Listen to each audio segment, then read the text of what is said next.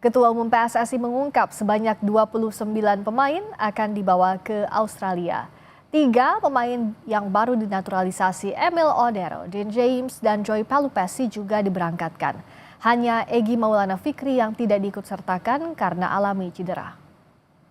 Dan alhamdulillah approval dari AFC dan FIFA untuk pindah federasi untuk Joey, Emil dan Dean sudah tuntas kemarin. Jadi mereka masuk ke slot 30 pemain. Sayang Egy cedera jadi 29 yang berangkat. Dan nanti akan dipilih lagi itu 23 pemain. Yang 3 naturalisasi sudah dipastikan ready melawan Australia, cuman tentu karena register 29 pemain, ya, maksudnya 30 karena 1 cedera Egy, ya tentu pemilihannya itu tergantung dari kepelatihan.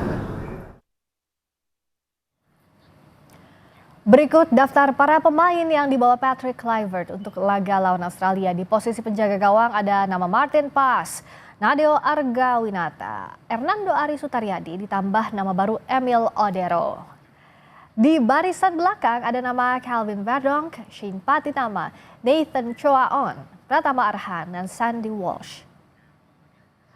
Lalu ada nama Eliano Reinders, Kevin Dix, Rizky Ridho, kemudian Jaya Itzes yang juga menjadi kapten, dan Justin Hubner. Masih dari barisan belakang timnas, ada nama Mace Hilgers yang merupakan pemain dengan nilai termahal di timnas.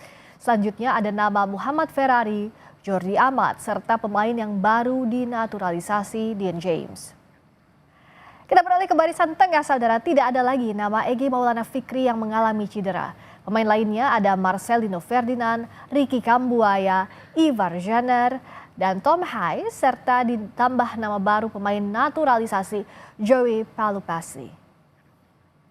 Selanjutnya di barisan depan, Kluivert memilih nama Ole Romani, Ramadan Sananta, dan Rafael Strijk.